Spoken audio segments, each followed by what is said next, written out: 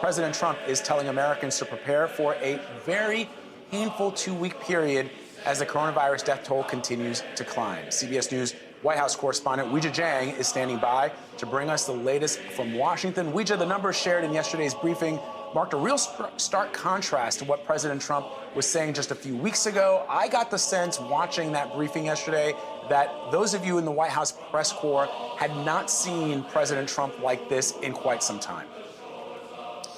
Yeah, Vlad, during other times of crises, we have seen the president change his tone to a more serious one.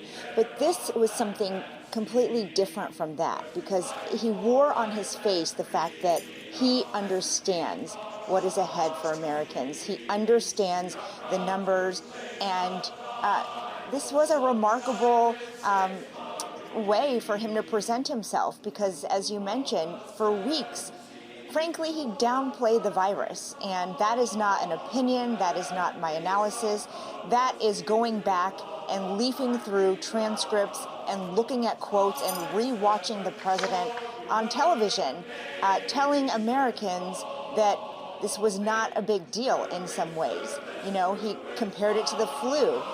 He said that more people die every year of the flu, and so far we only have 15 cases. That was, several weeks ago. That's just one example, but we have those documents to show that his message was very, very different in the beginning. But last night, he could not have been more blunt. And his message was that Americans are dying and will continue to die, and more people will die if you don't do your part. So I think he's really taking this, with the gravity that he should. And from now on, we'll have to see if that sort of somber tone remains. But clearly, at least yesterday, he got it. And, Weijia, we heard in Riley's package there, Governor Cuomo just talking about how frustrating it is to try to get his hands on more ventilators, that states are bidding against each other. And then I think he used the phrase bigfooting, that the federal government then is able to sort of bigfoot the states and also purchase ventilators from the handful of suppliers that are out there. I'm wondering if the president spoke about that. What's the latest on that front? So President Trump said yesterday that the federal government does have 10,000 ventilators ready to go, ready to ship, but they are waiting because they know the surge is coming and they want to make sure they send machines to the right places when new hotspots appear. But this is not necessarily a new issue. Other governors have already raised this and said, look, you told us to try to get supplies on our own, which the president did about 2 weeks ago. And then they found that when they were putting in orders, the federal government was outbidding them. And at that time, President Trump said, if that's the case, give us a call and we will drop our bid. But according to Cuomo, it's still going on. And that's just adding to the frustration because they need these supplies to treat the people in their states. So right now, it seems that the administration is saying FEMA is involved and and they're doing their part to make sure that the passageways are clear and going to those areas that need them the most. But it doesn't really address the fact that this bidding is still going on. And by the way, I want to mention that we spoke to private companies as well who produce medical supplies, and they are literally begging for guidance from FEMA on where they should be sending their supplies, because right now they continue to send them to hospitals and different offices where they already have existing contracts. The problem is that those places are not necessarily in need, and these companies say they want to send their goods to hospitals that are seeing the numbers increase every day. They want to make sure that they're going to specific jurisdictions that need them, but feel they're not in a position to make that call. For example, even though they are watching images out of New York City, they can't just say, okay, we're going to now send our supplies to New York City because of all those existing contracts with other hospitals in other parts of the country. So they are begging FEMA to give them some cover, because in the case that they do send them to places that really need these supplies, they don't want to face a lawsuit or other types of action. So they're also asking the government for guidance. I think, it's not a surprise because this is all developing so quickly. The president insists that they are working together to make sure every state gets what they need, but clearly that's not happening. Let me ask you, we are talking about the governors and the fact that they have implored the federal government to assist them. But in the cases where they are unable to receive that assistance, they are doing it on their own. You've seen just here in New York, Governor Andrew Cuomo sort of grabbing the bull by the horns and taking charge. You've seen that in New Jersey, California, in Michigan, in Massachusetts, and now Florida, which has now just become what all medical experts are saying, a hotspot for the coronavirus. You've got Republican Governor Ron DeSantis, who has not issued any mandatory stay-at-home orders. And a lot of people are wondering why he hasn't done that, why he hasn't closed down the restaurants. Governor DeSantis says he's waiting for President Trump, or he's waiting for the White House to give him that guidance. Contrast that with these other governors in states that I just mentioned that are saying, you know what, for the good of the citizens of my state, I'm going to go with whatever the White House recommends, and I'm going to take it an extra step further and implement life-saving measures that will protect the population. Are you hearing at all from the White House that President Trump, I guess what Governor DeSantis is saying is, I need a phone call. Are you hearing that the White House may actually do that? I actually asked Kellyanne Conway, who is an advisor to the president, that exact question a very short time ago right here at the White House. I said, considering President Trump's dire message to the country, is he considering asking DeSantis to order Floridians to stay at home and try to mitigate the spread? And she talked around it, and she said the president has faith in the governors, that they will act based on what they think is best for their country. And so, I think that was a no. It sounded like a no to me because, she says that Welcome to Today on this Tuesday morning. This is Studio 1A. I haven't been here in a while. Wait a minute. I was going to say so many things are not normal.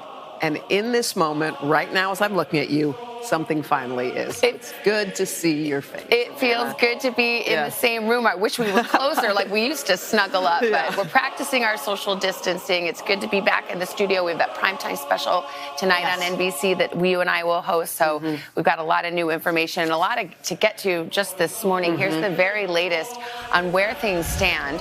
Roughly 3 out of 4 Americans now under orders to stay home. The latest states to join this growing list: Arizona, Maryland, and Virginia, whose stay-at-home order goes to June. It does. New help has arrived here in Manhattan. The comfort of floating naval hospitals sailed past the Statue of Liberty as it entered New York Harbor. It'll be used to lift some of the burden on local healthcare facilities. And check out this powerful sight in New York overnight, the Empire State Building flashing siren like red to honor emergency responders. Kind of looks like a heartbeat, too. Meanwhile, Dr. Anthony Fauci, the nation's top infectious disease expert, cautions a second wave of the coronavirus outbreak is likely to come this fall, but he says by then the country should be better equipped to fight the illness. As we start this morning, there are nearly 164,000 coronavirus cases in the U.S., and more than 3,000 have now died, surpassing the number of people killed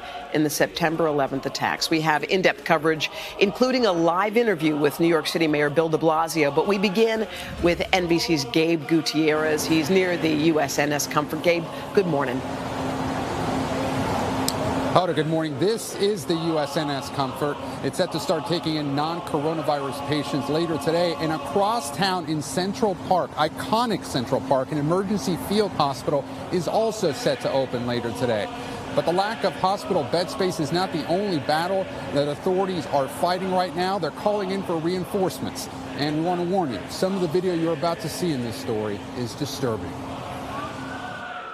This morning, a war is raging inside the U.S. epicenter of COVID-19. New York, New Jersey, and Connecticut now topping 85,000 confirmed cases and more than 1,400 deaths. To me, we're beyond staggering already. New York Governor Andrew Cuomo is now pleading for healthcare workers around the country to come help. This is a war. The Pentagon announcing a New Jersey National Guardsman is now among the dead, while this disturbing video appears to show a body being lifted onto a refrigerated truck outside a hospital in Brooklyn, a grim reminder of what's at stake. But help is arriving. The naval hospital ship, the USNS Comfort, a breathtaking sight next to the Statue of Liberty, even though some onlookers taking it in failed to properly social distance. The 1,000 overflow beds inside are meant to relieve pressure from the strained hospital system on land. This is the most significant and most important mission I've ever been on in my entire life. This emergency field hospital in iconic Central Park is set to open today. And now the city plans to build a 350-bed facility at this tennis stadium in Queens, on the campus where the U.S. Open is played. At this point, we assume at least half of all New Yorkers will contract this disease. But despite assurances by the state and federal government that there's enough personal protective equipment, or PPE, at least for the short term, doctors and nurses on the front lines insist there are spot shortages. We try to make the best out of very little, and I worry that it's too late for some of us. Calvin's son is an ER doctor at several hospitals in New York. He says he's having to intubate his own nurses and knows fellow doctors who are on life support. Every day we wake up, even I do, feeling my head if I have a fever, as if like a soldier were waking up every day to see if they've been shot. Now, the last time this Navy hospital ship was here in the city was nearly 20 years ago in the aftermath of the 9/11 attacks. On a more hopeful note, Governor Cuomo says that while the number of hospitalizations here in New York continues to climb, the rate of hospitalizations, it's increasing at a slightly lower rate. So that's perhaps some good news, but right now authorities are analyzing that to see when we might reach that peak.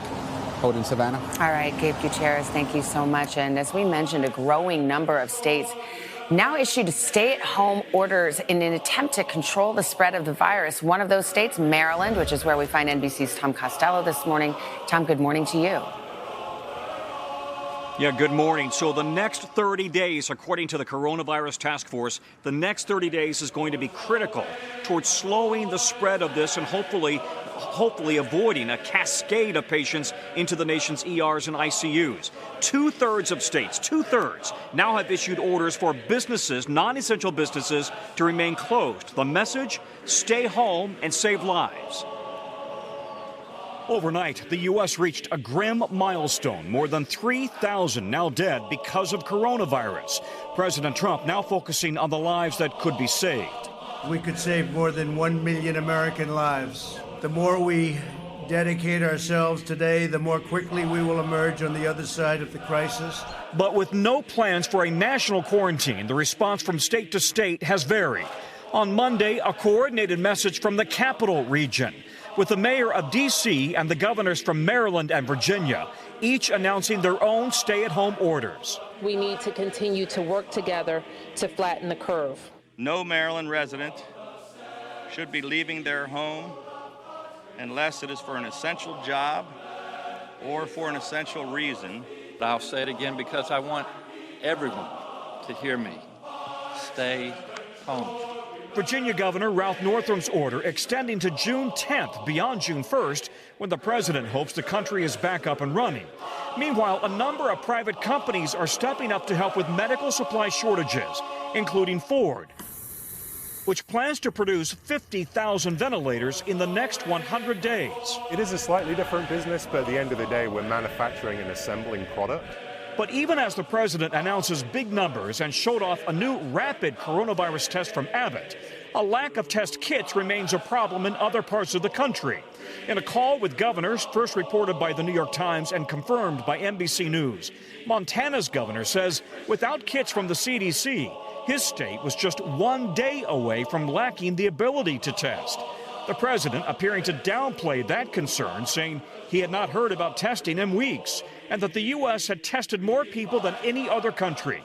It all comes as Dr. Anthony Fauci says the coronavirus will likely be cyclical, with a potential return in the fall. What we're going through now is going to be more than just lessons learned. It's going to be things that we have available to us that we did not have before.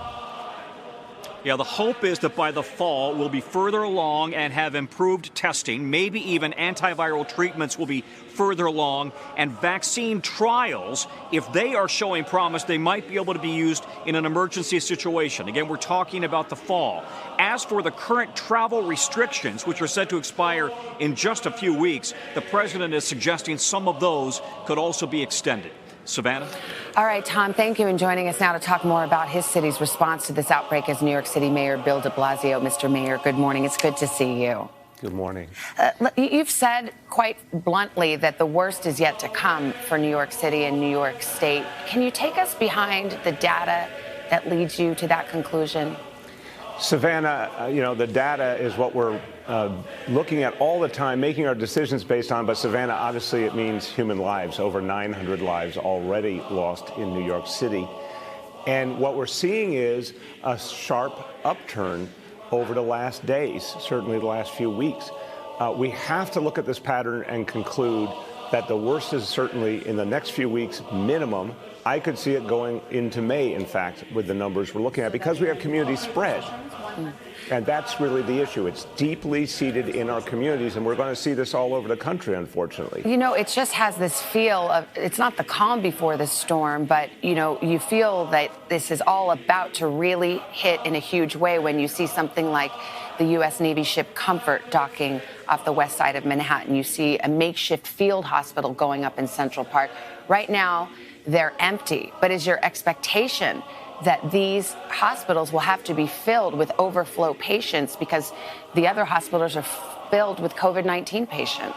Yeah, let me give you the projection, and it's very blunt, Savannah. We have about 20,000 hospital beds in all of New York City. That's where we were, say, the beginning of this month, normal times.